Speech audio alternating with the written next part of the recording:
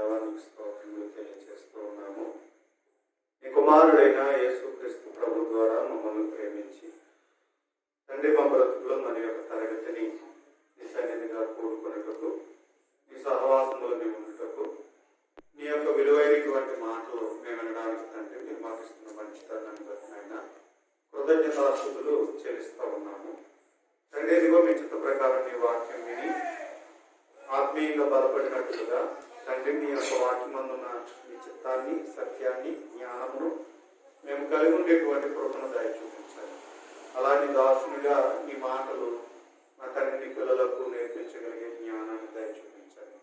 అలా మీ వాక్యం ద్వారా మేమందరం బలపడి మీ చిత్తానుసారమైన కార్యసిద్ధి చేయబడి మీ నామానికి తగిన మహిమ తెచ్చేవారిని ఉండినట్లుగా సహాయం చేయమని క్రీస్తు యేసు నామములో ప్రార్థించి వేడుకొంచున్నాము తండ్రి.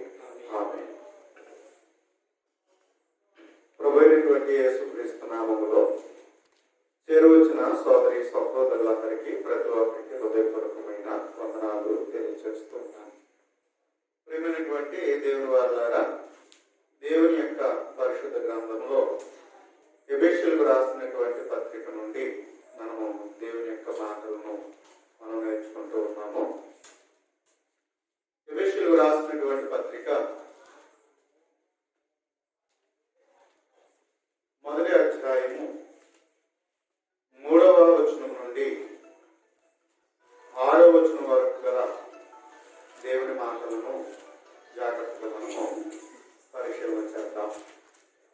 ఎబెసీయులకు రాసిన పత్రిక మొదటి అధ్యాయము 3వ వచనం నుండి మన ప్రభు అయిన యేసుక్రీస్తు యొక్క తండ్రి దేవుడు స్తుతింపబడును గాక. ఆయన క్రీస్తునందు పరలోక విషయములలో ఆత్మ సంబంధమైన ప్రతి ఆశీర్వాదమును మనకు అనుగ్రహించింది. ఎట్లనగా తన ప్రియనియందు తాను ఉచితముగా మనకు అనుగ్రహించిన తన కృపా మహిమకు కీర్తి కలిగినట్లు తన చిత్త ప్రకారమైన దయా సంకల్పం చొప్పున యేసుక్రీస్తు ద్వారా తనకు కుమారులుగా స్వీకరించటకే మనలను ముందుగా తన కోసము నిర్ణయించుకొని మనము తన ఎదుట పరిశుద్ధులమును నిర్దోషములనై ఉండవలనని జగత్తు పునాది వేయబడక మునిపే ప్రేమ చేత ఆయన క్రీస్తులో మనలను ఏర్పరచుకొనెను. ఇంకా ప్రియమైన వాళ్ళని మాటలను మనం పరిశీలించగలిగినప్పుడు జగత్తు పునాది వేయబడక మునిపే దేవుడు మానవులు పుట్టక ముందే, లోకం పుట్టక ముందే దేవుడు ఏం చేశాడంటే తన దయా సంకల్పాన్ని ఏర్పాటు చేశాడు. కాబట్టి లోకం ఏమనుకుంటుందంటే సువార్త అన్న కానీ, సంఘం అన్న కానీ, క్రీస్తు ప్రభు అన్న కానీ చాలా వరకు మానవ కల్పితం అనే ఉద్దేశం కలిగి, ఇది విదేశీయులది అనే అభిప్రాయం కలుగుతుంది. కనుక ఇలాగన చాలా వరకు ఆలోచించేటువంటి విధానాన్ని మనం చూస్తాం. మరి ముఖ్యంగా యూదులు అనేవారు లేక ఇశ్రాయేలులు అనేటువంటి వారు సార్వత్రికంగా అంటే మొత్తం యావత్తు ప్రపంచానికి యూదుల నుండి వచ్చినది అనేటువంటి విషయం మనము చాలా వరకు బైబిల్ చదువుతుంటే మనకు అర్థమవుతుంది. కానీ చాలా వరకు ఏమనుకున్నారంటే ఇది అమెరికాది లేకపోతే బ్రిటిష్ వారిది, ప్రాచ్య దేశాల నుండి ఇది వచ్చింది అనేటువంటి అభిప్రాయాన్ని కలిగి ఉన్నారు. చాలా మంది ఆలోచన ఏంటంటే 2000 సంవత్సరాల క్రితం ఇది ప్రారంభమైంది కానీ అంతకు ముందున్నటువంటిది ఏమాత్రం కూడా కాదు అనేటువంటి. కాబట్టి క్రీస్తు ద్వారానో లేకపోతే పౌలు గారి ద్వారానో ఇది వచ్చింది అనేటువంటి విషయాన్ని చాలా మంది భావిస్తున్నటువంటి పరిస్థితిని మనము అర్థం చేసుకోవచ్చు. ఇలా ఆలోచన చేస్తున్నాం. కానీ దేవుని గ్రంథమును బట్టి మనం పరిశీలిస్తే, దేవుని వాక్యంను బట్టి మనం పరిశీలించగలిగినప్పుడు సువార్త అనేటువంటిది లేకపోతే దేవుని సంకల్పం ఏదైతే ఉందో, క్రీస్తు ప్రభు కానీ, క్రీస్తు ద్వారా వచ్చినటువంటి సువార్త కానీ, సంకల్పం కానీ, పరిచర్య కానీ ఇది మానవ కల్పితమైనటువంటిది కాదు. ఇది దేవుడే మానవుల కొరకు ఆయన ఏం చేశాడు? సంకల్పాన్ని చేసి ఉన్నాడు అనేటువంటి విషయాన్ని మనకి ఎఫెసీయులకు రాసిన పత్రిక 3వ వచనం నుండి 6వ వచనం వరకు చదువుతున్నట్లయితే ఈ విషయాన్ని మనము గ్రహించవచ్చు. కనుక ప్రియమైన వాళ్ళ మొదటి వారం మనము ఆలోచించింది ఏంటంటే దేవుని సంకల్పము క్రీస్తునందు చేయబడింది. ఆ సంకల్పములో క్రీస్తు ప్రభువు సర్వలోకం కొరకు మరణించి మరణం పొందాలి అనేటువంటిది దేవుడు నిర్ణయించాడు అనేటువంటిది మనము ఆలోచించాలి. యేసుక్రీస్తు ప్రభువు మరణించాలి, మానవులందరి కొరకు మరణము పొందిన వాడిగాను ఆయన ఉండాలి అనేటువంటి విషయాన్ని మనము జగత్ పునాది వేయబడుతుంటే తండ్రి అయినటువంటి దేవుడు నిర్ణయము చేశాడు. ఇది యేసుక్రీస్తు ప్రభు 2000 క్రితం వచ్చి ఆయన చనిపోవాలనేటువంటి నిర్ణయం కాదు. అలాగే సమాధి చేయబడి మరణం నుండి తిరిగి లేపడాలి, పునరుద్ధారణ అవ్వాలనేటువంటి ఆలోచన 2000 సంవత్సరాల క్రితం నాటిది కాదు. కాబట్టి దాని గురించి ప్రవక్తలు కూడా ముందుగా ప్రవచించినటువంటి రీతిని మనం చూస్తాం. కానీ అంతకంటే ముందుగా అంటే లోకం పుట్టక ముందు, భూమి ఆకాశములు కలుగు చేయక ముందే దేవుడు మానవుల కొరకు తన దయా సంకల్పాన్ని ఏర్పాటు చేశాడు. ఆ సంకల్పంలో క్రీస్తునందు చేయబడింది. ఆ సంకల్పములో క్రీస్తు ప్రభు మానవులందరి కొరకు చనిపోవాలి అనేటువంటిది దేవుడు నిర్ణయాన్ని చేసి ఉన్నాడు అనేటువంటి విషయాన్ని మనం ఆలోచన చేశాం. ప్రియమైన వాళ్ళ నేటి దినాన్ని దేవుని సంకల్పంలో సువార్త, దేవుని యొక్క సంకల్పంలో సువార్త అనేటువంటిది చాలా మందికి పాస్టర్గా బ్రతుకు తెరువు కోసం ఇదేదో అమ్ముడిపోయింది, ఇది ప్రకటిస్తున్నది. ఇది ఇప్పుడు ఇంకా ఈరోజు లేటెస్ట్ గా ఇంకా ఏం పెట్టారంటే ఇది దందా మాఫియా అనేటువంటి పేర్లు కూడా కొందరు అంటున్నటువంటి రీతిని మనం చూసుకోవాలి కదా. కాబట్టి ఇలా ఆలోచన చేస్తున్నటువంటి రీతిని మనము గమనించగలుగుతున్నాం. ప్రియమైన వాళ్ళరా, నేటి కాలంలో మనుషులు ఆలోచనలను బట్టి ఇలాంటి అభిప్రాయాలు కలిగి ఉన్నాయి. కానీ సువార్త అనేటువంటిది దేవుడు మానవుల కొరకు, మానవులకు మేలు కలగడానికి లేకపోతే మంచి జరగడానికి దేవుడు అనాది కాలంలోనే, అంటే జగతికి పునాది వెయ్యబడక ముందే దేవుడు ఏం చేశాడు అన్నట్లయితే మన కొరకు ఆయన నిర్ణయించాడు అనేటువంటిది మనము గ్రహించవలసిన వారమై ఉన్నాం. ఇప్పుడు ఉదాహరణకి ఒక విషయాన్ని తెలియజేస్తాం. ఏదైనా ఒక మంచి వస్తువు తయారు చేయబడింది అనుకోండి, అది మనుషులందరికీ అవసరం. అది మెడిసిన్ అయి ఉండొచ్చు, ఇంట్లో వాడుకునే వస్తువు అయి ఉండొచ్చు, లేకపోతే ఏదైనా ఒకవేళ మనము ప్రయాణించడానికి కానీ ఆరోగ్యానికి కానీ ఏదైనా మనకు అవసరమైనటువంటి ఒక టెక్నాలజీ, ఒక కొత్తది ఏదైనా కలిగింది అనుకోండి, అది ఎవరో తయారు చేసుకుని వారికి అక్కడే పెట్టుకున్నారు అనుకోండి, ఆ విషయం ఎవరికి తెలియదు అనుకోండి, దాన్ని ఎలా వాడుకోగలుగుతారు? అంతే కదా. అందుకని ఆ విషయం తెలియజేయడానికి ఏం చేయాలి? ప్రజలందరికీ వెళ్ళాలంటే దాని గురించినటువంటి అవగాహన ప్రజలు కల్పించాలి. దాని గురించినటువంటి ఇదిగో వస్తువు ఉంది, ఈ వస్తువు ప్రధాన కంపెనీలో తయారు చేయబడింది, దీని ప్రొడక్ట్ ఇది, దీని వలన ఇదిగో మనిషికి ప్రతి ఒక్కరికి ఈ విధమైన ప్రయోజనాలు చేకూర్చబడతాయి అనేటువంటి విషయాన్ని ఎప్పుడైతే దానిని గురించిన సమాచారం సమాజంలోకి వెళ్ళిందో, ఎప్పుడైతే దానిని గురించి తెలియజెప్పడం అనేటువంటి జరుగుతుందో అప్పుడు ఏమవుతాడు అన్నట్లయితే దానిని గురించినటువంటి జ్ఞానం కలిగి అది కలిగి ఉండాలనేటువంటి ఉద్దేశాన్ని కలిగి అది సంపాదించుకుని దాని ద్వారా మానవుడు ఏం పొందుతాడంటే ప్రయోజనాన్ని పొందుతాడు. అంతే తప్ప తయారు చేసినోడు దాని గురించి ప్రజలకు ఏమి చెప్పకుండా తన దగ్గరే ఉంచేసుకుని నా దగ్గర వస్తువు ఉందని తనకు తానే ఊహించేసుకుంటే భావించేసుకుంటే అది ఎంతవరకు ఏ విధమైన ప్రయోజనం చేకూర్చబడుతుంది? అంతే కదండి. ఇప్పుడు మంచిగా ఉండేటువంటిది ఏదైనా సరే గ్రామంలో కానీ పట్టణాల్లో కానీ ఏదైనా ఒకటి ఉందనుకోండి, అది సమాజంలోనికి నలుగురికి తెలియాలంటే ఏం చెప్తారు? బాబు ఇది అందరికీ చెప్పండి అని చెప్తారు కదా. ఈరోజు దాని గురించి ఎవరైతే తను ఎదుగుచ్చారో వాళ్ళు ఏమంటారు? మళ్ళీ తిరిగి వెళ్ళి ఈ విషయం నాకు ఇంకా చెప్పండి, మీ ఇంట్లో చెప్పండి, మీ బంధువులు చెప్పండి, మీ చుట్టుపక్కల ఉన్న వారందరికీ, మీకు తెలిసిన వారందరికీ విషయాన్ని తెలియజేయండి అంటారు. అంటే ఏంటి? నేను ఒక మంచిది నేను కలిగి ఉన్నాను, ఆ మంచిది అందరికీ చెందాలి. అందుకోసం ఏం చేయాలి? మీరు నలుగురికి చెప్పండి అంటారు. మరి అలాగే మరి దేవుడు మానవులందరి కొరకు దేవుడు ఏం చేశాడు అన్నట్లయితే, తన దయా సంకల్పంలో క్రీస్తు ప్రభుని మానవ పాప క్షమాపణ కొరకు, మానవులందరూ పాప క్షమాపణ కలిగి దేవుడు అనుగ్రహించే రక్షణను పొందాలనేది దేవుడు నిర్ణయించాడు. లేకపోతే మానవులందరూ ముక్తిని పొందాలి, కాబట్టి మోక్షాన్ని పొందాలి. మరి అది చెప్పకుండా ఎలా తెలుస్తుంది? ప్రకటించకుండా ఎలా తెలుస్తుంది? ఇప్పుడు అమ్మ ఏం చేసిందంటే అన్నం వండింది, భోజనం చక్కటి భోజనం తయారు చేసింది ఇంట్లో. ఏం చెప్పాలి ఇప్పుడు? తల్లి రే మీ కొరకు మంచి కూర రండ్రా భోజనం చేయండి అని చెప్పాలి.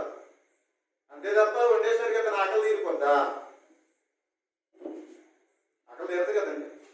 అందుకని తల్లి కూడా ఏం చెప్పాలి? ఇప్పుడు ఇదిగో మీ కొరకు నేను మంచి భోజనము సిద్ధం చేశాను కాబట్టి రండి అని పిల్లలు చెప్తే వెళ్ళి వాళ్ళు పిల్లలు సిద్ధపరిచిన ఆహారాన్ని తిని ఆకలి తీర్చుకోవడానికి అవకాశం ఉంటుంది. అలాగే మరి దేవుడు మానవుల కొరకు ఏదైతే తను చేశాడో అది అందరికీ తెలియాలి. కాబట్టి అది అందరికీ చెప్పబడాలి, ప్రకటించబడాలి. ప్రభుత్వం మానవుల కొరకు ఒక మంచి పథకాన్ని ఏర్పాటు చేసినప్పుడు ఆ పథకము దేశమంతటా ఏం జరగాలి? ప్రకటించబడాలి. అంతే కదండి. అది అడ్వర్టైజ్మెంట్ అంటారా, లేకపోతే పోస్టర్లు అంటారా, లేకపోతే ఉద్యోగుల ద్వారా దాన్ని ప్రచారం చేయడం అంటారా, అది ఏ విధంగా నేను సరే ప్రజల యొద్దకు చేర్చాలి. అప్పుడే కదా అందరికీ చెంది దాని ప్రతిఫలాన్ని పొందడానికి అవకాశం ఉంటుంది. అలాగే దేవుడు కూడా ఏం చేశాడంటే జగతికి పునాది వేయబడక ముందే మానవులందరూ కొరకు యేసుక్రీస్తు ప్రభుని లోకానికి పంపించి, ఎందుకోసం? మానవుడు ఒకవేళ పాపం చేస్తే పాపం చేసినటువంటి మానవుడిని విమోచించడం కొరకు తండ్రి అయినటువంటి దేవుడు ఏం చేశాడు అన్నట్లయితే తన కుమారుడైన యేసుక్రీస్తును ఈ లోకానికి పంపించాలి అని నిర్ణయం చేశాడు. ఆయన చనిపోవాలి, ఆయన చనిపోవడం ద్వారానే మనకి ఏం కలుగుతుంది అన్నట్లయితే మనకు పాప క్షమాపణ కలుగుతుంది అనే విషయాన్ని ముందు వారం మనం ఆలోచించాలి. కాబట్టి ప్రియమైన వాళ్ళారా, అందుచేత మరి దేవుడు మానవులందరి కొరకు ఈ సువార్త ప్రకటించబడాలని దేవుడు నిర్ణయించాడు. ఎప్పుడు నిర్ణయించాడు అంటే దేవుని గ్రంథం చెప్తున్నది కొరింథీయులకు రాసిన మొదటి పత్రిక 2వ అధ్యాయం 7వ వచనం. కొరింథీయులకు రాసినటువంటి మొదటి పత్రిక 2వ అధ్యాయము 7వ వచనం. దేవుని జ్ఞానము మర్మమైనట్టుగా బోధించుచున్నాం. ఈ జ్ఞానము మరుగై ఉండెను జగదుత్పత్తికి ముందుగానే దీనిని దేవుడు మన మహిమ నిమిత్తము నియమించెను అంటున్నాడు.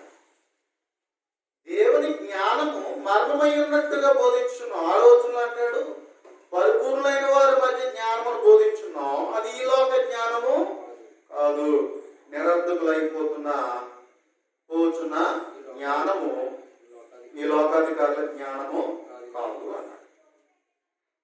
కాబట్టి పరిపూర్ణమైన వారి మధ్య మేము బోధించున్నది ఈ లోక జ్ఞానం కాదు.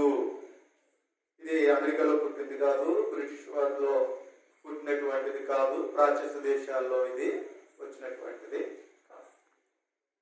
ఇది యూదులు కూడా మొదట ఏం చేశారండి? అభ్యంతరాన్ని తెలియజేశారు, వారి త్వరగా అంగీకరించలేదు కదా. కాబట్టి ఇది మర్మమై ఉన్నట్టుగా ప్రకటించబడింది అనే విషయాన్ని మనకి ఇక్కడ పౌలు గారు చెప్తున్నారు. మరి ఎప్పుడు నిర్ణయించబడింది? ఇది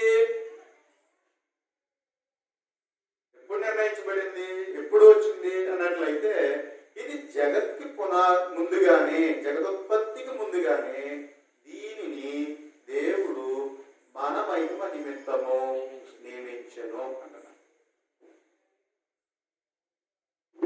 కనుక సువార్త అనేటువంటిది లోక సంబంధమైనది కాదు.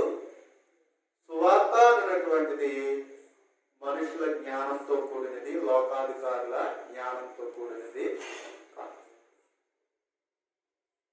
కాబట్టి లోకము ఇలా పొరబడుతుంది, ఇలా అనుకుంటుంది, ఇలా భావిస్తుంది. కానీ సువార్త అనేటువంటిది లోకం పుట్టక ముందే మానవులందరి కొరకు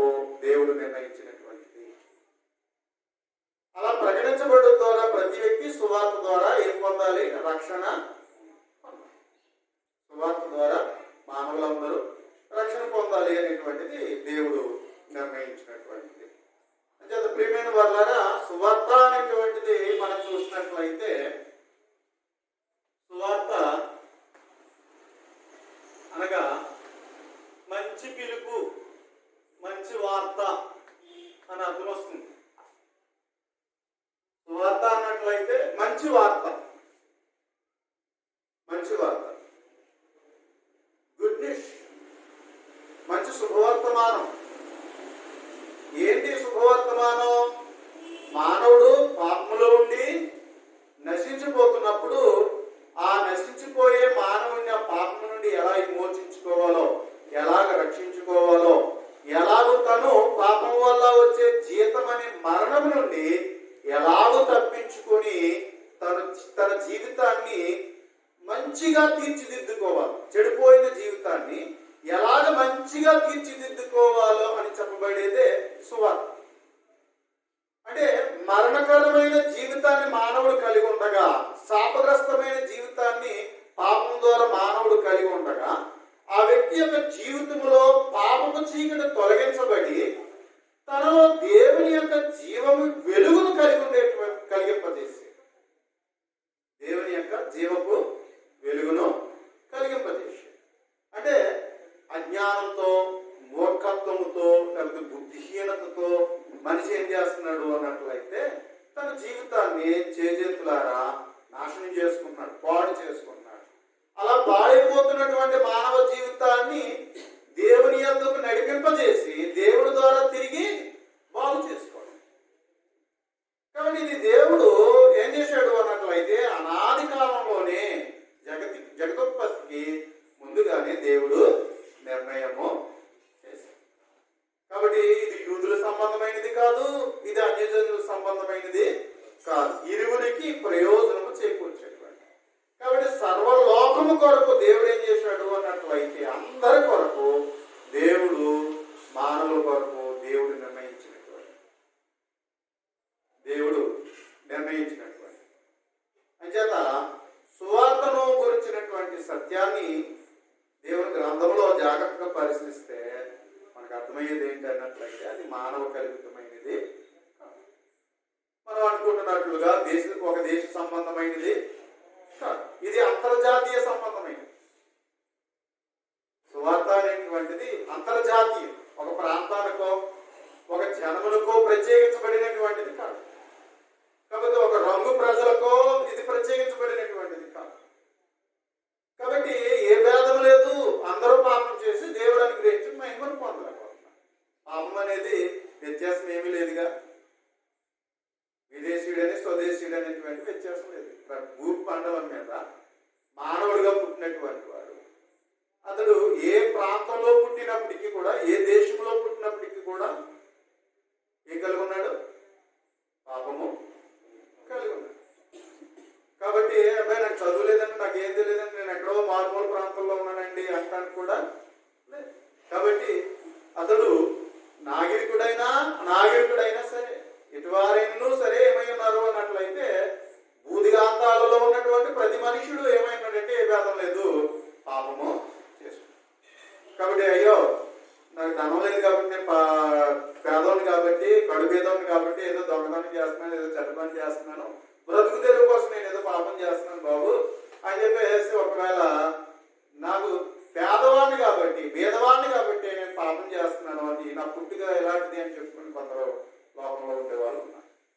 కానీ అలాగైనా ధనవంతులు పాపం చేయట్లేదా? చదువుకులేనివాడైనా పాపం చేసేది, చదువుకున్నవాడు కూడా పాపం చేస్తున్నాడు కదా.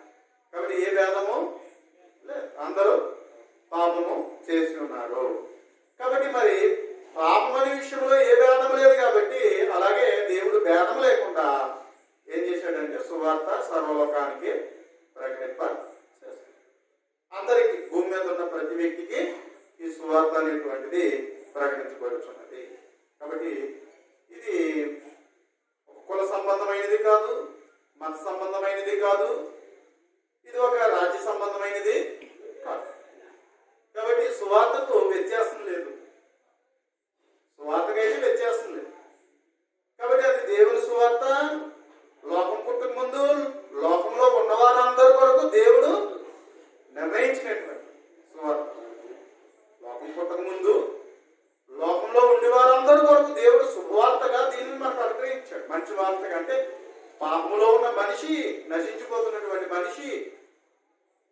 జీవితాన్ని మరలా బాగు చేసుకోవడానికి క్రీస్తు ద్వారా దేవుడు మనకి ఇస్తున్నటువంటి రక్షణ సువార్త. అంచేత ప్రియమైన వాళ్ళారా, సువార్తను గురించి మనం చూసినట్లయితే సువార్త ఏమని చెప్పబడుచున్నది అనే విషయం మనం చూసినప్పుడు దేవుని గ్రంథంలో దేవుని నిర్ణయం ఏమిటి అనే విషయాన్ని ఆలోచన చేస్తే ఇది దేవుని పిలుపు అని చెప్పవచ్చు. సువార్త అంటే దేవుని పిలుపు. సువార్త నీ వద్దకు వచ్చినప్పుడు అది ఎవరి పిలుపు అంటే దేవుని పిలుపు. పిలిచే వ్యక్తిది కాదు సువార్త. పిలిచే వ్యక్తిది కాదు సువార్త. సువార్తకుడైనా మరి ఎవరైనా, ఏ దేశస్తుడైనా ఎవరైనా సరే సువార్త ఎవరు వచ్చి నీకు ప్రకటించినా అది అతనిది కాదు. అది ఎవరిది అన్నట్లయితే అది దేవుని యొక్క పిలుపై ఉన్నది. చాలా మంది వ్యక్తులను బట్టి ఆలోచన చేస్తున్నారు. ఇది పలానా వారిని మనుషులు వ్యత్యాసాన్ని కనపరుస్తున్నారు. కానీ సువార్త అనేటువంటిది అది దేశ సంబంధమైనది కాదు, సమస్త సంబంధమైనది కాదు, మనుషుల సంబంధమైనది కాదు. అది దేవుని పిలుపు. దేవుని పిలుపై ఉన్నది. కాబట్టి సువార్త ద్వారా ఎవరు పిలుస్తున్నారయ్యా అంటే దేవుడు పిలుస్తున్నాడు. ఒక వ్యక్తి ప్రకటిస్తున్నప్పటికీ కూడా ఆ వ్యక్తి రాయబారై ఉన్నాడు కానీ ఆ సువార్త మాత్రం ఎవరిది కాదు, ప్రకటించే వ్యక్తిది కాదు. ఇది మనం గుర్తించాలి. ప్రకటించే వ్యక్తిది కాదు సువార్త. కాబట్టి అందుకని అది ఎవరిది అన్నట్లయితే దేవుడిది. ఇప్పుడు ఉదాహరణకు ఒక రాజుగారు ఉన్నారు. రాజుగారు ఏం చేశారు అన్నట్లయితే ప్రజలకి ఒక సువార్తను ప్రకటించమని పంపించాడు. ఇప్పుడు ప్రకటిస్తున్నప్పుడు ఎవరైతే ప్రకటిస్తున్నారో అది అర్థం అవుతుందా? ఎవరు అలాగే అంగీకరించరు కదా, అలాగా ఎవరు కూడా అలా భావించరు కదా. కాబట్టి రాజుగారు ఇదిగో తను చెప్పినటువంటిది ఇదంటే హో అన్నట్లయితే ఎప్పుడైతే తను దండోర వేసి గంభీరముగా రాజుగారు ఈ విధంగా ప్రకటించమన్నారనే విషయాన్ని తెలియజేసినప్పుడు ఆ ప్రకటించేవాడు అనుకుంటారా? రాజుగారే చెప్పారని భావిస్తారు కదా. అందుకని రాజుగారు ఏదైతే చెప్పారో ఆ ప్రకారం ప్రజలందరూ ఏం చేస్తారు? రాజ్యంలో ఉన్న వారందరూ దానికి విధేయులు అవుతారు, చెప్పినట్టుగా చేస్తారు. పన్ను కట్టమన్నారు అనుకోండి, ఖచ్చితంగా ఆ విధంగానే పన్ను కట్టాలా. లేకపోతే రాజుగారు ఏదైనా కార్యక్రమం నిర్వహించారనుకోండి, ప్రజలందరూ రావాలండి అన్నారనుకోండి, ప్రజలందరూ తప్పనిసరిగా వెళ్ళవలసిన వారే. కాబట్టి ఇక్కడ వార్తాహరుడుగా మధ్యలో ఎవరుండొచ్చు అన్నట్లయితే ఏదో సామాన్యమైన వ్యక్తిని పంపించవచ్చు అండి, లేకపోతే ఒక లేఖను పంపించవచ్చు. రాజుగారు పంపించిన లేఖ అయి ఉండొచ్చు. అది ఏ విధంగా అయినా సమాచారం ప్రకటించబడి ఉండొచ్చేమో కానీ అది ఎవరిది? రాజుగారిదే. అలాగే దేవుడు కూడా ఏం చేశాడంటే సువార్తను ప్రకటించమని దేవుడు ఆజ్ఞగా ఇవ్వబడినటువంటిది. ఎలా ప్రకటించబడాలని జగతి పునాది వేయబడకమునిపే దేవుడు నిర్ణయాన్ని కలిగి ఉన్నాడు. కాబట్టి అందుకని ఏమంటాడంటే ఎబ్రీయులకు రాసిన పత్రికలో 3వ అధ్యాయము 4వ వచనం మనం చూస్తే, ఎబ్రీయులకు రాసిన పత్రిక 3వ అధ్యాయము 4వ వచనం, 3వ అధ్యాయం 1వ వచనం చూస్తాం. 1వ వచనం, ఇందువలన పరలోక సంబంధమైన పిలుపులో పాల్గొందిన పరిశుద్ధ సహోదరులారా, మనం ఒప్పుకున్న దానికి అపోస్తలుడును ప్రధాన యాజకుడైన యేసు మీద లక్ష్మించుడి అన్నాడు. పరలోక సంబంధమైన పిలుపులో అన్నాడు. పరలోక సంబంధమైన పిలుపు అన్నాడు. సువార్త అంటే ఏంటంటే పరలోక సంబంధమైన పిలుపు. సువార్త ప్రకటించబడుతుందంటే అది పరలోక సంబంధమైన పిలుపు. అది భౌతికంగా మనుషులు పిలుచుకునేది కాదు, మనుషులు ఏర్పాటు ప్రకారంగా ఉండేటువంటిది కాదు. కాబట్టి ప్రియమైన వారులారా, సువార్త అనేటువంటిది పరలోక సంబంధమైన పిలుపు. ఎక్కడికి వెళ్ళడానికి? దేవుని పిల్లలుగా పరలోకములోకి మనము అర్హులు కావడానికి దేవుడు పిలుస్తున్నటువంటి పిలుపు. కాబట్టి సువార్త ద్వారా పిలువబడిన వారు సంఘం అంటే. కాబట్టి అందుచేత సువార్త అనేటువంటిది ఏమై ఉందన్నట్లయితే అది దేవుని పిలుపు, పరలోక సంబంధమైన పిలుపు అనేటువంటి విషయం మనకి చెప్పవచ్చు. ఎఫెసీయులకు పత్రిక 8:11 మనం చూసినట్లయితే సువార్తను గురించి ఒక చక్కని విషయాన్ని తెలియజేస్తున్నాడు. సువార్త ఏమై ఉన్నది అన్నట్లయితే 3వ అధ్యాయం, ఎఫెసీయులకు రాసిన పత్రికలో 3వ అధ్యాయంలో చూస్తే 11వ కిందకి చదువుతున్నట్లయితే ఏమంటాడంటే, శోధింప సఖ్యము కాని క్రీస్తు ఐశ్వర్యం అంటాడు. సువార్త అనేటువంటిది ఏమై ఉంది అన్నట్లయితే శోధింప సఖ్యము కాని క్రీస్తు ఐశ్వర్యం అన్న. కాబట్టి సువార్త అంటే వ్యక్తిని బట్టి తక్కువ చేసి చూస్తున్నామేమో. ఒకవేళ మనం ఎలా భావిస్తున్నాం మనకు తెలియదు, కానీ ఇదిగో ఇక్కడ మనం చూసినట్లయితే సువార్త అయినట్లయితే అది ఏమై ఉందంటే క్రీస్తు యొక్క ఐశ్వర్యం, క్రీస్తు యొక్క ఐశ్వర్యం. కాబట్టి అది అంత వాల్యుబుల్లో మనం గ్రహించాలి. క్రీస్తు మహదైశ్వర్యం, దేవుని యొక్క మహదైశ్వర్యం. సువార్త అనేటువంటి విషయంలో ఎప్పుడు కూడా మనం తప్పుగా అంచనా వేయడానికి దేవుని మహదైశ్వర్యం. ఆ పిలుపుని గైకొని మనం వెళ్తే మనకి తరగనటువంటి మహదైశ్వర్యం దేవుడు సువార్త ద్వారా దేవుడు నీకు నాకు అనుగ్రహిస్తున్నాడు. కాబట్టి అందుచేత అది ఏమై ఉంది అన్నట్లయితే క్రీస్తు యొక్క మహదైశ్వర్యమై ఉన్నది. అలాగే మూడవదిగా మనం చూసినట్లయితే కొరింథీయులకు రాసిన మొదటి పత్రిక 2వ అధ్యాయం 7వ వచనం మనం చూసాం కదా, అది దేవుని జ్ఞానము. అది లోకాధికారుల జ్ఞానం కాదు, లోకం యొక్క జ్ఞానము కాదు అంటున్నాడు. అది ఏమై ఉందంటే దేవుని యొక్క జ్ఞానము. సువార్త అనేటువంటి ఏమై ఉందంటే దేవుని యొక్క జ్ఞానము. 4వదిగా మనం చూసినట్లయితే రోమీయులకు రాసిన పత్రిక 1వ అధ్యాయం 16వ వచనం, నమ్మిన ప్రతి ఒక్కరూ, అది యూదుడైనా గ్రీసు దేశస్థుడైనా మరి ఎవరైనా సరే, సిగ్గుపడేవాడిని కాను యాలయనగా నమ్ము ప్రతి వానికి, యూదునికి గ్రీసు దేశస్థునికి కూడా రక్షణ కలుగు చేయటకు దేవుని శక్తి అంట. సువార్తలో ఏముంది అన్నట్లయితే దేవుని శక్తి ఉన్నది. అదే మొదటి కొరింథీలో ఏమంటాడు అన్నట్లయితే కొరింథీ పత్రిక మొదటి పత్రికలో చూస్తే 1:18 అంటాడు, సిలువను కూర్చున్న వార్త నశించుచున్న వారికి వేదత కానీ రక్షింపబడుచున్న మనకు దేవుని శక్తి. ఇందులో ఏముందిలే, ఏమీ లేదనుకుంటాడు. కానీ అది ఈరోజు ఇప్పుడు నిర్లక్ష్యం పెట్టి ఒకవేళ మానవుడు తన జీవితాన్ని ముగిసిపోయిన తర్వాత అయ్యో నేను ఎంత నష్టపోయినా తర్వాత తెలుస్తుంది. అంతే కదా. ఈరోజు వెరుతనంగా అందులో ఏముందో అనుకోవచ్చు, కానీ రేపొద్దుట మరణం తర్వాత ఆ రోజు చూడండి, ధనవంతుడైన వాడు చనిపోయి అక్కడికి వెళ్ళిన తర్వాత వేదనకరమైన స్థలంలోకి వెళ్ళిన తర్వాత తను ఏమనుకున్నాడు అంటే వేదన పడుతూ, అయ్యయ్యో నేను వచ్చే నాతో పాటు నా 5 సహోదరులు కూడా వచ్చేసే అవకాశం ఉంది అంటున్నాడు.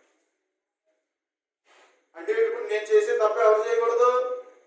నా 5 సహోదరులు. ఎందుకంటే ధనవంతులై ఉండి లోక సౌఖ్యాలను ఆశించి నెమ్మదిని కోరి వాళ్ళు ఏదో లోకంలో సుఖంగా బ్రతకాలని ఆశపడి ఏమవుతున్నారు అన్నట్లయితే నష్టపోయేటువంటి అవకాశం ఉంది. కాబట్టి ఇదిగో నేను ఇప్పటికైనా ఒకవేళ నన్ను కాకపోయినా ఎవరు పంపించాలి?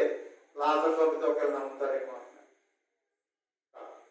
కాబట్టి దేవుడు ఏ సువార్త అయితే మానవ జీవితానికి ఇచ్చాడో దాన్ని మనం ఏం చేయాలన్నట్లయితే దానిని గైకుంటే దేవుని శక్తిని పొందుతాం. వాక్యంలో సువార్తలో ఏముందంటే దేవుని యొక్క శక్తి ఉంది. ఆ శక్తి మన పాపములను క్షమించబడేటట్లుగా, దేవుని కుమారులుగా, ఆత్మీయంగా మనం జీవించేటట్లుగా సువార్త మనం ఏం చేస్తుంది? నడిపిస్తుంది. ఒకవేళ మనం గుడ్డివాళ్ళమై దానిని నిర్లక్ష్య పెట్టేవాళ్ళమైతే దానివల్ల వచ్చే ఫలితాన్ని మనము పొందుతాం. నష్టపోయిన తర్వాత బాధపడితే ఏంటి ప్రయోజనం? బతుకున్నప్పుడేమో చెప్తే ఎవరు వినలేదట, చనిపోయిన తర్వాత ఆలోచిస్తే ఏంటి ప్రయోజనం? కొంతమంది జీవితాల్లో అంతా అయిపోయిన తర్వాత ఆలోచిస్తారు. ముందు ఏదైనా చెప్పారనుకోండి, ఎవరైనా పెద్దవాళ్ళు చెప్తూ ఉంటారు యవనస్తులకి, ఇలాంటి నడవకూడదు, జాగ్రత్తగా ఉండాలి, జాగ్రత్త చదువుకోవాలి, బాధ్యత కలిగి ఉండాలి అని చెప్తూ ఉంటారు. కానీ పిల్లలు చదవలసిన సమయంలో చదవకుండా వాడు అల్లరిగా చెడ్డ పనులు అలవాటు చేసుకుని ఒకవేళ తను దారి తప్పినోడు అయితే చివరికి అంతా అయిపోయిన తర్వాత ఏస్తే ప్రయోజనం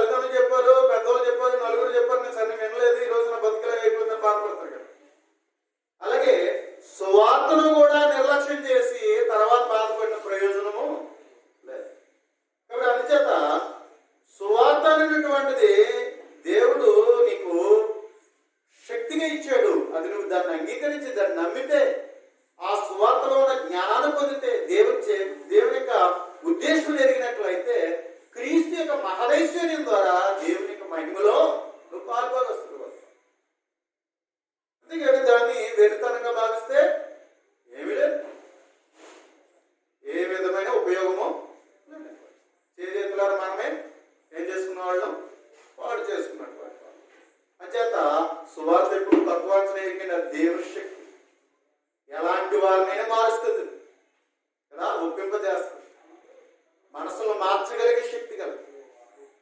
కాబట్టి మనిషి ఎవరిలో ఒకవేళ లోకంలో ఎవరికలో ఉన్నాడు కానీ సువార్త అనేటువంటిది మనసు పెట్టి వింటే ఆ వ్యక్తి యొక్క జీవితంలో మారిపోయిన వ్యక్తిని మనం చూస్తాం. భార్య ఏడ్చినా, తల్లిదండ్రులు ఏడ్చినా, పిల్లలు ఏడ్చినా, ఎన్ని చెప్పినా వినలేనటువంటి వాళ్ళు సువార్త విని ఏం చేశారు? మారిపోయిన వాళ్ళు. ఆశ్చర్యంగా కదా ఎలా మారిపోయిన వ్యక్తి. కానీ వాక్యము దేవుని యొక్క మాటలో ఏముంది అన్నట్లయితే వాక్య సువార్తలో శక్తి ఉంది. కాబట్టి వ్యక్తి యొక్క జీవితాన్ని మార్చగలిగినటువంటి, మహిమకు నడిపించగలిగినటువంటి, మనం అనుకోవచ్చు నా వల్ల ఏమవుతుంది అని అనుకోవచ్చు. కానీ సువార్తను నమ్మి దాని ప్రకారం మనం జీవించినప్పుడు మనలో గొప్ప ఆత్మీయతను దేవుడు మనకు అనుగ్రహించేవాడు. అందుకే సువార్త దేవుని యొక్క శక్తి. కాబట్టి ఇంకేమన్నాడు అన్నట్లయితే కొలసీలకు రాసిన పత్రికలో 1వ అధ్యాయం చూసినప్పుడు 25-26 మనం చూసినప్పుడు ఇది మర్మం. కాబట్టి ఎలా మర్మముగా ఉన్నది అనే విషయాన్ని చెప్పబడుచున్నది అన్నట్లయితే తరములలోనూ యుగములలోనూ మర్మముగా ఉన్నది అనేటువంటి విషయాన్ని చెప్పాలి. దాచబడినటువంటి మనందరి కొరకు దేవుడు ఏం చేశాడు? దీన్ని దాచి ఇప్పుడు మనకి దేవుడు అనుగ్రహించాడు. కాబట్టి దీనిని మనం ఏం చేయాలన్నట్లయితే దేవుడు ఇచ్చిన విలువైన బహుమానముగా మన జీవితంలో దాన్ని కలిగి ఉండాలి. అది ఇతరులకు మనం ప్రకటించేటువంటి ఉద్దేశాన్ని మనము కలిగి ఉండాలి. అంచేత ఇది దేవుని యొక్క మర్మం. దేవుడు దాచి ఇచ్చినటువంటి, దేవుడు అనాది కాలంలో జగతి ఉత్పత్తికి ముందే దేవుడు నీ కొరకు నా కొరకు దేవుడు దాచిపెట్టి క్రీస్తు ద్వారా ఆ వెలుగు మనకి అనుగ్రహింపచేశాడు. కాబట్టి ఇంకేమంటాడంటే ఆరోధన మనం చూసినట్లయితే దేవుని యొక్క సువార్త ప్రకాశమానము అంటారు. కొరింథీయులకు రాసిన 2వ పత్రిక 3వ అధ్యాయంలో మనం చూస్తున్నట్లయితే సువార్త ప్రకాశమానము అంటాడు. 4వ వచనం నుండి కింద చూస్తే కాబట్టి ఏమంటాడు అన్నట్లయితే 4:4లో మనం చూసినట్లయితే 4వ అధ్యాయం 4వ వచనంలో సువార్త ప్రకాశమానం అంటే చూడండి, మనం చీకటిలో జీవిస్తున్నప్పుడు మనం ఎక్కడికి వెళ్ళాలో గమ్యానికి చేరాలి. కానీ ఆ చీకటిలో ఏది కనపడతలేదు కాబట్టి మనం ఏమనుకుంటామంటే అదే రైట్ అనుకుంటాం ఒక్కొక్కసారి. కానీ ఎప్పుడైతే బ్రైట్నెస్ అనేటువంటిది ఎప్పుడైతే వచ్చిందో మనం ఏమంటే చూసుకుని సరి చేసుకుంటాం. అరే నేను రాంగ్ స్టెప్ చేస్తాను ఏమంటే సరైన మార్గంలో మనము వెళ్ళడానికి అవ్వాలి. కానీ రాత్రులు మనం ప్రయాణం చేసినప్పుడు ఏమనుకుంటాం, సరిగ్గా వెళ్ళిపోతున్నాను పర్లేదు అనుకుంటాం. కానీ సూర్యోదయం అయిన తర్వాత లేకపోతే ఏదైనా ఫోకస్ ఆ నైట్ కానీ ఏదైనా చిన్న ఫోకస్ కానీ అంటే వాడు మనకు అర్థమవుతుంది నేను ఇక్కడ ఉన్నాను చేస్తాను. అంటే ఏం చేస్తుంటాం, మళ్ళా ఎదరికి వెళ్ళిపోతే మళ్ళీ ఎంపీ చేస్తాం ఏంటి నేను ఇక్కడికి వచ్చేసాను ఏంటి అనుకుని మళ్ళీ మనం ఏం చేస్తాం, టర్న్ అవుతూ ఉంటాం. ఒక్కొక్కసారి మనము సరి చేసుకుంటాం.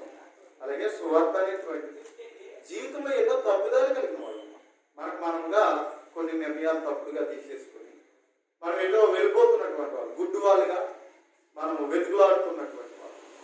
కానీ సువార్త అనేటువంటిది మన జీవితంలో ఏం చేస్తుందన్నట్లయితే మనకి జ్ఞానాన్ని ఇస్తుంది. నువ్వు నడిచే నడవడికి సరిది కాదు, నీ బ్రతుకు సరిది కాదు. ఎలాగైతే నీ గమ్యము నష్టపోతావు కాబట్టి తిరిగి రాని లోకానికి వెళ్ళిపోయి నీ జీవితాన్ని సర్వనాశనం చేసుకుంటావు. దేవునికి విరుద్ధంగా ఉండేటువంటి జీవితం అని మనకేం చేస్తుందంటే సువార్త మన కన్నులకు తెలుస్తుంది.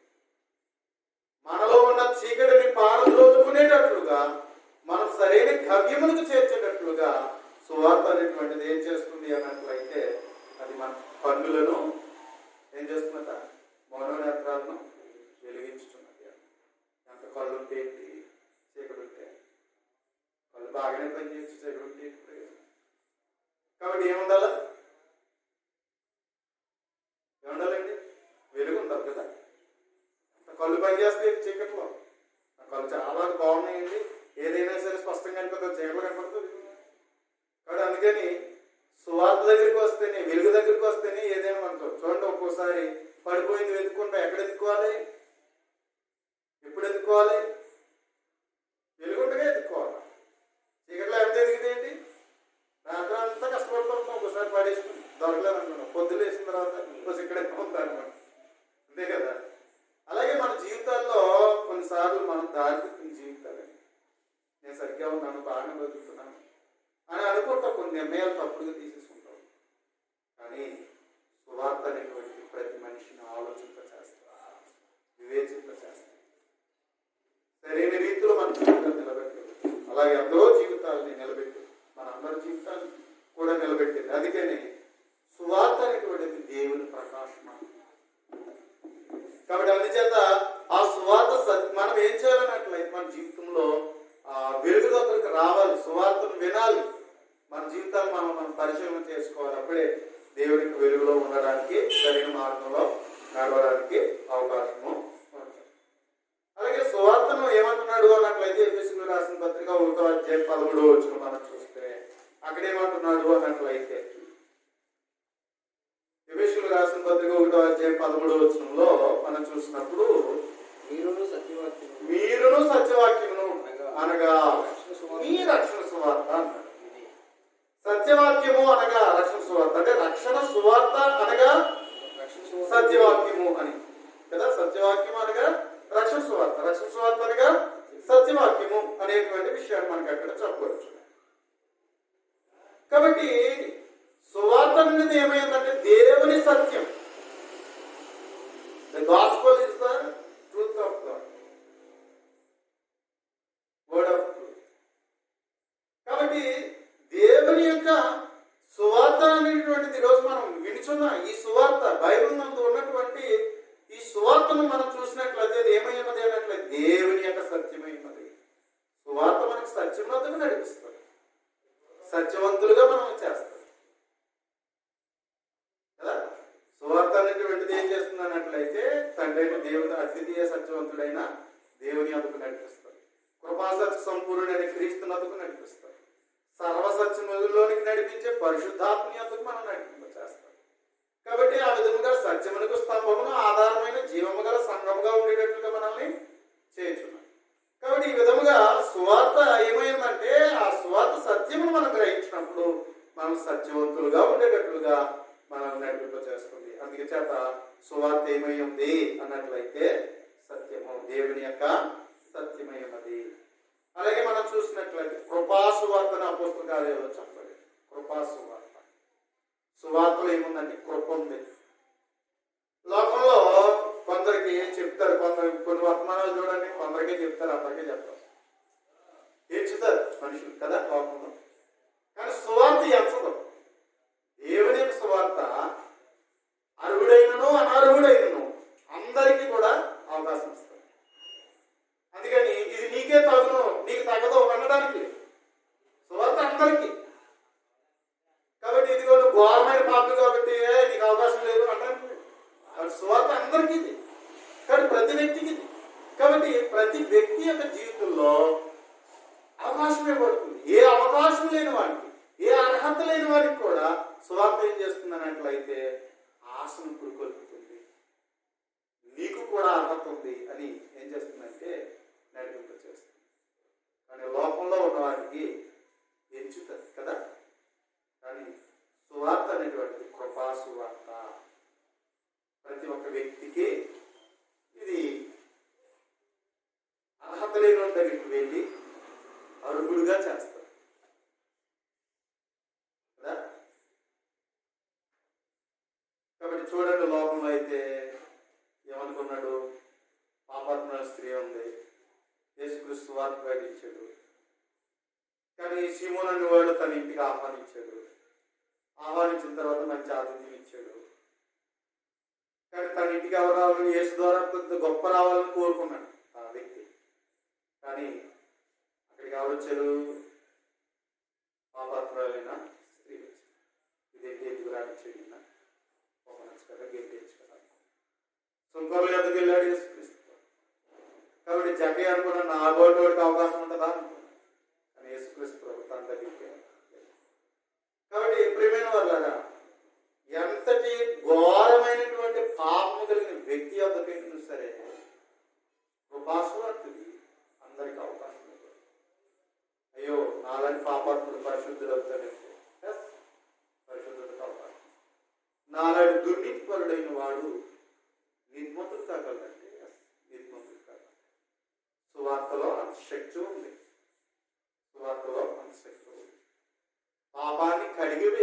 పాపము నుండి రక్షించగలిగే, మారు మనసు పొందగలిగేటువంటి రీతిలో నడిపించగలిగేటువంటి జ్ఞానము సువార్తలో ఉంది. అందుకని అందరూ జీవితాలు మార్చబడ్డాయి. దేవుడు ఎటువంటి పరిచర్యను దేవుడు ఎప్పుడు నిర్ణయించాడంటే లోకం పుట్టక ముందే మానవులందరి కొరకు దేవుడు నిర్ణయము చేశాడు. అందుకని ఇది కృపా సువార్త. ఇంకేమంటాడు అన్నట్లయితే తిమోతికి రాసిన 2వ పత్రిక 1:9-10 మనం చదువుతున్నట్టు పరిశుద్ధమైన పిలుపు అంటారు. సువార్త అనేటువంటిది ఎలాంటి పిలుపు అయ్యా అంటే పరిశుద్ధమైన పిలుపు. సువార్త అనేది పరిశుద్ధమైనది. మన జీవితంలో పరిశుద్ధులుగా ఉండేటట్లుగా దేవుడు మనల్ని పిలుచుకున్నటువంటి పిలుపు. అంచేత ఇది పరిశుద్ధమైన పిలుపు అంటాడు. అంతేకాకుండా ఎఫెసీయులకు రాసిన పత్రిక 2వ అధ్యాయం మనం చదువుతున్నాడు 14 కిందకి మనం చదువుతున్నట్లయితే అక్కడ ఏమంటాడంటే సమాధాన సువార్త అంట. సమాధాన సువార్త. దేవుడు సువార్త యొక్క ఉద్దేశం ఏమైనది అన్నట్లయితే మనిషి యొక్క వ్యక్తిగత జీవితంలో సమాధానం పరచబడాలి. మనుషులందరూ సమాధానకరమైన రీతిగా జీవించాలి. అందుకే సువార్తకి రంగు భేదం లేదు, ధనికి భేదం లేదు, భేదడం లేదు, పేదవడం లేదు, జ్ఞానవంతుడని బుద్ధిమంతుడని ఇలాంటి వ్యత్యాసం ఏమి కూడా లేదు. అందరినీ సమానంగానే సువార్త వెళ్ళి అందరినీ సమానం చేసి దేవుని ఎదురు నడిపించారు. అందుకని మనుషులలో ఎన్నో వ్యత్యాసాలు ఉన్నాయి, కానీ సువార్త విన్న వారిలో, సువార్త కలిగిన వారి జీవితంలో వ్యత్యాసాలు చూపించారు. తన జీవితాన్ని, తనలో ఉన్న జీవితం మార్చబడి తనలో ఉన్నటువంటి ఏం చేయబడతాడు అన్నట్లయితే అంతటి వరకు ఏవైతే ఉన్నావో అవన్నీ కోల్పోయి తొలగించుకొని అందరూ కూడా ఏమవుతారంటే యాగము చేసేటువంటి సువార్త. యాగము చేసేటువంటి సువార్త. కనుక అంత గొప్ప సువార్తను దేవుడు ఏం చేశాడు అన్నట్లయితే జగత్తుకు పునాది వేయబడకుంటే దేవుడు నిర్ణయించాడు. కనుక ప్రియమైన వారు, అందుకని సువార్త యొక్క ఉద్దేశం ఏమి ఉన్నది అనే విషయాన్ని మనం అర్థం చేసుకుంటే, ఆ సువార్త మన జీవితంలో అంగీకరిస్తే దేవుని చిత్తానుసారమైన కార్యశుద్ధి చేయబడుతుంది. మన మనిషిలో ఉన్నటువంటి పాపపు స్వభావం అంతా కూడా తొలగించబడుతుంది. కాబట్టి ఒక పరిశుద్ధుడుగా జీవించగలిగే, నీతిమంతుడుగా జీవించగలిగే గొప్ప అవకాశము దేవుడు క్రీస్తు ద్వారా అందించడానికి. ఇది సిలువు ద్వారానే ఇది జరిగింది కాబట్టి అందుకే దీన్ని సిలువును గుర్చిన వార్త, క్రీస్తుని గుర్చిన వార్త. కాబట్టి దేవుడు ఈ విధంగా మానవులందరికీ దేవుడు అనుగ్రహింప చేశాడు. అంచేత సర్వలోక జనులకు దీన్ని ప్రకటించబడాలనేది దేవుని ఉద్దేశం. సర్వలోకంలోకి ప్రకటించబడాలనేది దేవుని ఉద్దేశం. భూదిగాంతాల వరకు, భూ చివరల వరకు ఎవరైతే ఉన్నారో అందరికీ కూడా సువార్త ప్రకటించబడాలని దేవుడు ఉద్దేశించినటువంటి రీతి మనం చూస్తున్నాం. ఈ సువార్త ఎవరైతే, ఎందుకంటే సువార్తకి ఏమి లేదంటే అన్నట్లయితే ఎండ్ లేదు, దానికి ముగింపు లేదు. దానికి సువార్తకు ముగింపు లేదు, ఎండింగ్ లేదు. దాన్ని ఎవరు నాశనము చేయలేదు. చాలా మంది ప్రయత్నం చేశారు, ఎన్నో ప్రయత్నాలు జరుగుతున్నాయి, కానీ సువార్తని ఎవరు కూడా ఏం చేయలేరు, నాశనము చేయలేదు. జరుగుతున్నాయి. మాకు వద్దు, మాకు ప్రకటించకండి, మాకు వద్దు అనే రీతిలో చాలా మంది వ్యతిరేకించిన పరిస్థితులు మనం చూస్తూ ఉన్నాం. కానీ ఎన్ని ప్రయత్నాలు చేసినప్పటికీ దానికి ఏం లేదంటే ముగింపు అనేటువంటిది లేదు. కాబట్టి సువార్త శక్తి కలదండి. ప్రభుత్వాలు ఎదురు నిలిచింది, రాజులు ఎదురు నిలిచింది, రాజ్యాలు ఎదురు నిలిచింది. ఏమండి ఎంతో గొప్ప గొప్ప వ్యక్తులతో, ఏమండి అలాంటి వ్యక్తులతో అదేం చేసిందంటే ఫైట్ చేసింది. కానీ ఫైట్ చేసినప్పుడు లోకం ఓడిపోయింది, కానీ సువార్త ఓడిపోలేదు. సువార్తకు అంతం లేదు, సువార్తకు అంతం లేదు. కాబట్టి దాన్ని ఎవరు కూడా అంతము చేయలేదు. కాబట్టి సువార్త శాశ్వతమైనది. కాబట్టి భూమి ఆకాశములు గతించిపోయేంత వరకు కూడా అది నిత్యముడు. ఒకవేళ భూమి ఆకాశాలైనా గతించిపోతాయేమో కానీ సువార్త మాత్రం ఏం లేదు, అంతమనేటువంటిది లేదు. కాబట్టి మా వద్దన్న వాళ్ళకే అందరూ జీవితాలు మాకు కావాలనే రీతిలో నడిపించుకునే సువార్త. కాబట్టి అందుచేత ఇట్టి సువార్తను దేవుడు ఏం చేశాడంటే జగతికి పునాది వేయబడకమునిపే క్రీస్తునందు తన దయా సంకల్పముగా మన కొరకు నిర్ణయించాడు. కాబట్టి ప్రియమైన వారులారా, మరి మానవులందరి వరకు దేవుని యొక్క ఉద్దేశమైనది. కాబట్టి ఆ సంకల్పం క్రీస్తునందు చేయబడింది. క్రీస్తు యొక్క మరణము సర్వలోకములకు, సర్వలోకంలో ఉన్న మానవులందరి వరకు ఆయనను మనకు ప్రాయశ్చిత్తం కలిగినట్లుగా ఆయన మన కొరకు ఏం చేశాడు? మన కొరకు తన కుమారుడిని క్రీస్తు మన కొరకు అర్పించాడు. ఆ సువార్తను సర్వలోకముకు ప్రకటించబడాలనేది దేవుడు ఉద్దేశించాడు. అందుకే ఎక్కడో ప్రారంభమైన సువార్త ఈరోజు ప్రతి దేశంలో, ప్రతి గ్రామంలో, ప్రతి ప్రాంతంలో హద్దులు దాటి వెళ్ళినటువంటి రీతిగా మనం చూడగలుగుతూ ఉన్నాం, ప్రకటించబడుతున్నట్టు మనం చూస్తూ ఉన్నాం. కాబట్టి ఇది సర్వలోకమునకు ప్రకటించబడాలి అనేది దేవుని ఉద్దేశం. ఒకవేళ వెళ్తానంగా భావిస్తే దానివల్ల వచ్చే ప్రయోజనం మనం ఏమి కూడా మనం కలుగుతాం. కానీ దానిని ఎప్పుడైతే మన జీవితంలో దాన్ని నమ్మినట్లయితే ఏం చూస్తాం? దేవుని యొక్క శక్తిని, దేవుని యొక్క శక్తిని చూస్తాం. మరొక ప్రాముఖ్యమైన విషయం ఏంటంటే దేవుని మహదైశ్వర్యముతో గొప్ప వారసత్వాన్ని సంపాదించుకుంటాం.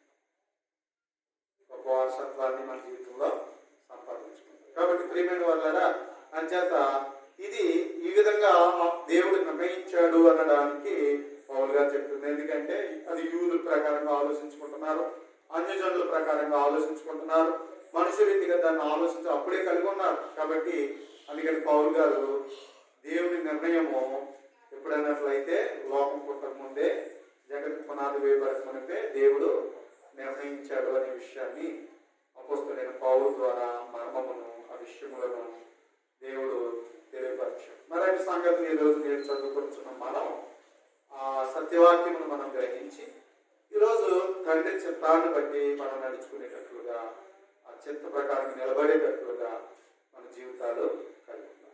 కనుక ప్రియమైన వాళ్ళారా, కాబట్టి అందుచేత దేవుని సంకల్పము ప్రతి వ్యక్తికి తెలియాల, అర్థం కావాలా. అది అర్థమవుతే మనం ధన్యులం, అర్థం కాకపోతే మనం మన తలంపులే నెరవేర్చబడతాయి, కానీ దేవుడి తలంపుకు మనం లోబడినాయి, అది జరగదు. అందుకని మనం ఏం చేయాలంటే ముందు మానవుల కొరకు దేవుడు ఏం చేసిన సంకల్పం ఏంటనేటువంటిది అర్థం కావాలి. అర్థమైందా? ఆ ప్రకారం మన జీవితంలో మనం నిలిచి ఉన్నట్లయితే దేవుడు ఇచ్చేటువంటి పరలోక విషయములలో ఆత్మ సంబంధమైన ప్రతి ఆశీర్వాదాన్ని పొందుతాం. కాబట్టి ఆ విధంగా ప్రతి ఒక్కరు గ్రహించాలని కోరుచు సరే అందరికీ ప్రార్థన చేస్తున్నాం. పరిశుద్ధులు అయిన మా పరలోకపు తండ్రి, దయగలిగినటువంటి దేవానికి స్తోత్రములు తెలియజేస్తున్నాము. తండ్రి, ఇదిగో నీ కుమారుడైన క్రీస్తు ప్రభువునందు మీరు ఏర్పాటు చేసిన దయా సంకల్పాన్ని బట్టి నాకు కృతజ్ఞతలు. ఆయన యొక్క దయా సంకల్పము ఎఫెసీ పత్రిక నందు నాయన పౌలు గారి ద్వారా మీరు రాయించిన రీతిని బట్టి నాయన కృతజ్ఞతలు దేవా. మరి ఇదిగో నాయన అటు సత్యమును మేము తెలుసుకునేటట్లుగా, వాక్యమును పరిశోధించడానికి, నీ యొక్క పత్రికలో ఉన్న సంగతులను మేము ఆలోచించడానికి తండ్రి మాకు ఇస్తున్న మంచితనాన్ని బట్టి వందనాలు. మరి నీ పిల్లలు ఇదిగో తండ్రి శ్రద్ధ కలిగిన వారి ఉండటకు దేవ సహాయం చేయండి. ప్రతి మాటను చక్కగా అర్థం చేసుకుని కోరుతున్నాం. నీ సంకల్పం ఏమైందో అర్థం చేసుకుని కోరుతున్నాం తండ్రి. ఇదిగో దేవా, నిత్యము నిలిచేది నీ సంకల్పం, నిత్య సంకల్పం తండ్రి. ఇదిగో దేవా, సంకల్పము మా మనస్సులో, మా బ్రతుకుల్లో నెరవేర్చబడడానికి దేవ సహాయం చేయండి. పరలోకమందున నీ చిత్తం భూమి మీద జరగాలనేదే మా తండ్రి. ఇదిగో నాయన, నువ్వు క్రీస్తు ద్వారా మా తండ్రి లోకానికి నీ చిత్తాన్ని అనుగ్రహించాడు. అంటే ఆ చిత్తం మేము అర్థం చేసుకునే కోరుతున్నాం. మా స్వాభిప్రాయం కంటే ఎక్కువ గ్రహించాం అంటే అది నీ సంకల్పంలో మేము నిలబడుటకు తండ్రి, జీవించుటకు తండ్రి. ఆ విధంగా మేమందరం కూడా నీ సంకల్పానుసారంగా నీ పరిచయం మేము కలిగి ఉండటకు తండ్రి కృప చూపించండి.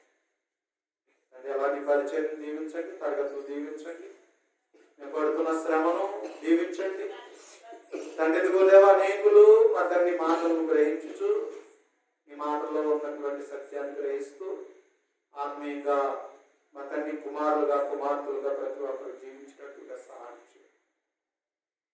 ఏ ఒక్కరు నశించుకోవడం నీకు ఇష్టం లేదు నాయన. నువ్వు ఎంతో దీక్షాంతో వహిస్తున్నావు. అంతటా అందరూ మారు మనసు పొందాలని పెట్టుకోవచ్చు. సువార్తను భూమిగాంతాలకు ప్రకటించబడాలి. ఎవరైతే నమ్ముతారో మా తండ్రి వారిలోని శక్తిని, నీ చిత్తము మా తండ్రి ఇదిగో ప్రతి ఒక్కరి జీవితాలలో జరగాలని కోరుతున్నాం. లోకంలో అయితే మా తండ్రి మనుషులు వ్యత్యాసం కలిగి ఉన్నారు, కానీ నీవైతే మా తండ్రి సువార్తకు అందరికీ సమానంగా ప్రకటిస్తూ, సమానమైన హక్కునిస్తూ, సమానమైన ఆశీర్వాదాలిస్తూ, క్రీస్తులు మమ్మల్ని ఎంతో ఉన్నతంగా మేము ఆస్వాదించబడగలిగే కృపను మా తండ్రి ఇదిగో మీరు అనుగ్రహిస్తూ ఉన్నారు. సంఘముగా మా జీవితాలలో నిస్వార్థంగా బ్రతకగలిగే కృపనిచ్చారు తండ్రి. తండ్రి పరలోక విషయములలో పరలోక సంబంధమైన పిలుపుగా మేము కలిగి తండ్రి ఇదిగో దేవా ఉదయం మేము బ్రతకగలిగే ఇదిగో తండ్రి అందరూ ఇది లోక సంబంధమైనది కాదని, లోకాధికారుల జ్ఞానము కాదని, మానవ కల్పితం కాదు అని, మా కొరకు ఇదిగో లోకం పుట్టక మునుపు తండ్రి నువ్వే మా కొరకు క్రీస్తునందు నిర్ణయించావని, అలాగే మా తండ్రి ప్రతి ఒక్కరి కొరకు సువార్తను ప్రకటిస్తున్నామని సత్యాన్ని ప్రతి ఒక్కరు గ్రహించి సువార్త పిలుపుకు గైకొని మా తండ్రి ఇదిగో దేవ ప్రతి ఒక్కరూ ఈ సువార్తలో పడేవారుగా జీవించుటకు తండ్రి, ఫలించుటకు తండ్రి దేవ సహాయం చేయి. ఇదిగో నాయన కొత్తవాడు గ్రామంలో ఈ సువార్త ఫలించడానికి దేవ సహాయం చేయి. ప్రతి ఒక్కరి జీవితాల్లో ఫలించడానికి దేవ సహాయం చేయి. ఈ సువార్త ద్వారా ప్రతి ఒక్కరి జీవితంలో ఎలాగైతే మీ చిత్తం జరగాలని మీరు కోరుతున్నారో అలా ప్రతి ఒక్కరి బ్రతుకులు, ప్రతి కుటుంబంలో మీ చిత్తం జరిగేటట్లుగా దేవ సహాయం చేయి. అలాగే మీ పనిని మేము చేయడానికి తండ్రి సిగ్గుపడినట్లు లేని పనివారుగా మేమందరం కూడా మీ చిత్తానుసారంగా సువార్త ప్రకటించుకుంటుంది దేవ సహాయం. ఈ పనిలో పాల్గొంటున్న నీ పిల్లలందరినీ దీవించండి. ప్రతి ఒక్కరికి బాధ్యత కలిగి ఈ సువార్త కొరకు ప్రయాసపడడానికి దేవ సహాయం చేయవలసిందిగా కోరుతున్నాం. దేవా ఇదిగో నాయన గ్రామంలో ఉన్న వారందరినీ దీవించండి, ఆస్వాదించండి. ఆయన ఇదిగో మా తండ్రి ప్రతి కుటుంబాన్ని దీవించండి. ఇదిగో తండ్రి ఇరుగు పొరుగు వారిని దీవించండి. ఇదిగో నాయన అందరినీ మీ యొక్క ఆశీస్సులతో నింపవలసిందిగా కోరుచున్నాం. అందరికి మంచి ఆరోగ్యాలు ఇవ్వండి. ఎవరైతే బలహీనతలతో ఉన్నారో, ఇబ్బందులతో ఉన్నారో, కష్టాలతో ఉన్నారో, నష్టాలతో ఉన్నారో, బాధలతో ఉన్నారు నాయన వారందరినీ కూడా మీరు జ్ఞాపకం చేసుకుని దేవ సహాయం చేయండి. నాయన ఇదిగో ప్రతి కుటుంబంలో సమాధాన పరచండి. ఇదిగో తండ్రి తెలుసో తెలియకో ఇదిగో తండ్రి తమ జీవితాలను పాడి వ్యసనాలకు లోని పాడు చేసుకుంటున్నటువంటి వారి బ్రతుకుల్లో ఆయన మార్పును దయచూపించారు. మీ అందరి విశ్వాసం ద్వారా వాటన్నిటిని జయించగలమనే జ్ఞానాన్ని వారికి దయచూపించారు. దేవాలా ప్రతి ఒక్కరు తమ జీవితాలు మార్చుకోవడానికి తండ్రి కృప చూపించారు. దేవా ఇదిగో నాయన మా తండ్రి ప్రతి కుటుంబంలో మా తండ్రి సమాధానం దయచూపించమని మీ మేలును దయచూపించవలసిందిగా కోరుచున్నాం. వాడిని పంటలను దీవించండి, వాతావరణాన్ని దీవించండి. నాయన ఇదిగో మా తండ్రి కరోనా మా తండ్రి ఇదిగో వ్యాపిస్తుంటుండగా నాయన మీరే మీ కాపుదల నుంచి దేవ సహాయం చేయండి. తండ్రి ఇదిగో దేవ ప్రతి ఒక్కరిని దీవించండి. పాలకులు మంచి పాలన చేస్తూ ప్రజలకు మంచి జరిగేటట్లుగా ఇదిగో తండ్రి మీరు కొరకు చూపించండి. ఎవరైనా మరి కరోనా కాలంలో మా తండ్రి నష్టపోయి ఎవరైనా ఇబ్బంది పడుతూ ఉంటుంటే, నాయన నాన్న వారిని కోల్పోయి దిక్కులేని వారుగా ఉంటే తండ్రి వారిని జ్ఞాపకం చేసుకుని దేవ సహాయం చేయండి. ఇదిగోనైనా ప్రతి ఒక్కరిని మీరు దీవించమని, నడిపించమని, ఈ చిత్త ప్రకారం నడిపించమని, ఈ సేవలు మమ్మల్ని దీవించమని, ఈ పరిచయలు మమ్మల్ని అందరినీ బలపరచమని, మహిమా ఘనత ప్రభావాలు మీరే పొందుకుంటారు. నమ్మకం క్రీస్తు యేసు నామములో ప్రార్థించి వేడుకొంచున్నాము తండ్రి. ఆమేన్.